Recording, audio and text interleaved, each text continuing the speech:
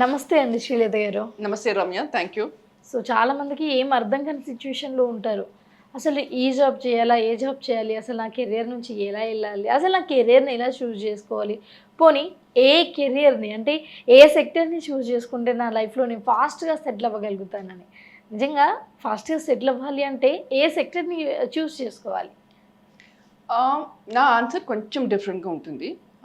ఏ సెక్టర్‌లో చేస్తే నాకు ఎర్లీ లైఫ్ సెటిల్మెంట్ అయితుంది. ఎర్లీ లైఫ్ సెటిల్మెంట్ ఎందుకు? మనం జీవితంలో అట్‌లీస్ట్ ఇప్పుడు 65, 75 ముందు అట్‌లీస్ట్ 30, 40 ఇయర్స్ అన్న 20 ఇయర్స్ ముందన 60, 65 లోపల చనిపోతుండే. ఇప్పుడు 80, 85, 90 దాకా ఉంటున్నారు. Longevity of life has increased. అప్పుడు ఉన్నప్పుడు నాకు ఎర్లీ లైఫ్ సెటిల్మెంట్ చేసుకుని ఏం చేస్తారు? 85, 90 దాకా ఉన్నప్పుడు 85 ఎందుకు ఇంట్లో కూర్చొని ఏం చేస్తారు?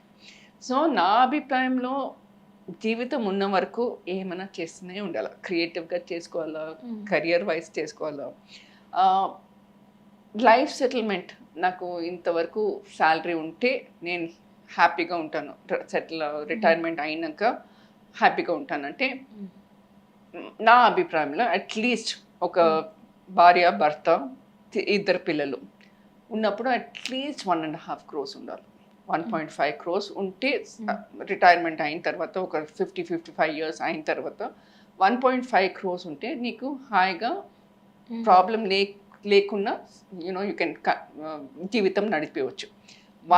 సో మీరు దాచుకుంటున్నారండి ఆ 1.5 అంత 1.5 crores ఉంటే నేను ఎక్కడో ఉంటాను. సేవ్ చేసుకోవాలి డెఫినెట్లీ. ఫస్ట్ జాబ్ నుంచి సేవ్ చేసుకోవాలి. మీకు 3,000 జాబ్ వస్తుంది, ఫస్ట్ శాలరీ అనుకోండి 3,000 వస్తుంది. ఆ 3,000లో అట్లీస్ట్ 500 అన్న సేవ్ చేసుకోండి. ఈ సేవింగ్ ఇస్ వెరీ ఇంపార్టెంట్ అండి. సేవింగ్ రిటైర్మెంట్ తర్వాతనే లేదు. ఏమైనా హెల్త్ ప్రాబ్లం వస్తే, మీ ఫ్యామిలీకి ఎవరైనా హెల్త్ ప్రాబ్లం వస్తే, జాబ్ లేకపోతే ఒకవేళ 6 monthsలో జాబ్ తీసేస్తున్నారు. ఇప్పుడు మన టీసీఎస్ మనం మాట్లాడుకున్నాం, టీసీఎస్ తీసేస్తున్నారు. 6 months అవుతుంది, 3 months అవుతుంది ఇంకో జాబ్ వచ్చే వరకు. ఆ టైం పీరియడ్లో మీరు లోన్ తీసుకోవద్దు, మీ పేరెంట్స్ని అడగవద్దు, మీ ఫ్రెండ్స్ ఫ్యామిలీని అడగవద్దు. ఈ సేవ్ చేస్తే మీకే మంచిది. You don't have to ask anybody. ఈ సేవింగ్స్లో 6 months అన్న 3 months అన్న హాయిగా నడిపించవచ్చు. ఒకవేళ కాస్ట్ కటింగ్ చేస్తే కూడా నేను ప్రతి నెల ఒక డ్రెస్ కొనుక్కుంటాను, ప్రతి నెల ఏదో షాపింగ్ వెళ్తాను, ప్రతి నెల బయట తింటాను. అదన్నీ కట్ చేస్తే బేసిక్ నీడ్స్, మీ రెంట్, మీ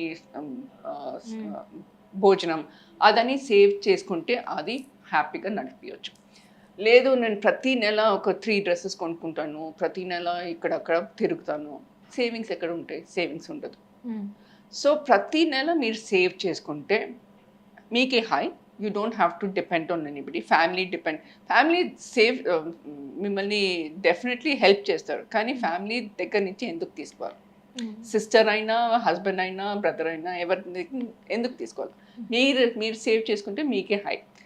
సెకండ్, రిటైర్మెంట్ అయిన తర్వాత ఎంతవరకు సేవ్ చేసుకోవాలి? నా అభిప్రాయంలో అట్లీస్ట్ 1.5 crores to 2 crores ఉండొచ్చు. 2 crores ఉంటే మీ ఫిక్స్డ్ డిపాజిట్లో పెట్టుకుంటే మీకు అదే ఇంట్రెస్ట్ వస్తుంది.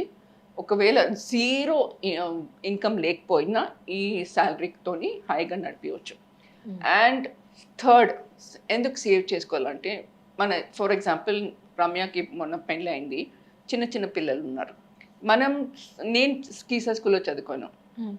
కానీ కీసా స్కూల్ ఇప్పుడు అంత బాగా ఎడ్యుకేషన్ ఇస్తున్నారు, లేదంటే లేదు, కానీ కరిక్యులర్ యాక్టివిటీస్ లేదు. సో ఇంటర్నేషనల్ స్కూల్స్లో నేను పిల్లల్ని వేస్తాను. ఇంటర్నేషనల్ స్కూల్స్ కిండర్ గార్డెన్ కూడా 2 lakhs per annum. అలాంటి ఎడ్యుకేషన్ ఎంత ఎక్స్పెన్సివ్ ఉన్నప్పుడు నేను సేవ్ చేసుకుంటే మా పిల్లల్ని మంచి స్కూల్స్లో వేయచ్చు. స్కూల్స్ మాత్రం లేదు, college education is very expensive. నేను ఐఐటీలో పంపించాలా, ఐఎంలో పంపించాలా, లేకపోతే ప్రైవేట్ కాలేజెస్లో పంపించాలా అంటే చాలా వరకు ఎక్స్పెన్సివ్గా ఉంది. డాక్టర్ చేయాలంటే ఒక 2-3 crores ఈజీగా. 4 years ఎడ్యుకేషన్, తర్వాత 1.5 years హౌస్ సర్జన్సీ, ఎండీ చేయాలంటే ఇంకో 2 years, ఈజీగా 1.5 crores to 2 crores ఎడ్యుకేషన్లోనే పోతుంది. సో డెఫినెట్లీ సేవ్ చేసుకోవాలి. ఎర్లీ లైఫ్ సెటిల్మెంట్ ఎందుకు? నాకు ఉద్యోగం చేయొద్దు, నేను హాయిగా ఏదో ఫార్మింగ్ చేసుకుంటాను, నాకు ఇంతవరకు శాలరీ దొరికింది, నేను ఇంతవరకు సేవ్ చేసుకున్నాను, ఫార్మింగ్ చేసుకుంటాను, లేకపోతే క్రియేటివ్గా ఏమైనా చేసుకుంటాను. నా అభిప్రాయంలో ఒకవేళ మీకు టిపికల్ ప్రైవేట్ జాబ్స్ నాకు నచ్చలేదు, 9 to 9 hours ఉంటుంది, కానీ ప్రతి కంపెనీ 10 hours 11 hours పని చేయమంటారు, అలాంటి జాబ్స్ వద్దు నాకు, నేను హాయిగా ఉండాలంటే మీరు ఉండొచ్చు. కానీ ఏదైనా జీవితం మొత్తం ఏదైనా క్రియేటివ్గా చేయండి, ఏమైనా ఆక్యుపై చేసుకొని చేయండి. ఫర్ ఎగ్జాంపుల్ నేను తీసుకున్నాను నా గురించి అంటే, నేను ఇలాంటి ఇంటర్వ్యూస్ ఇస్తున్నాను, నేను క్రియేటివ్గా నా పాడ్కాస్ట్ ఉంది, and Tanjore painting, block printing, tie and dye చేస్తాను. సో అలాంటి క్రియేటివ్గా నేను పోయిటరీ కూడా రాసుకుంటాను. అలాంటి క్రియేటివ్గా ఉండండి, don't waste time, because life is very precious. మనకందరికీ ఒకే లైఫ్.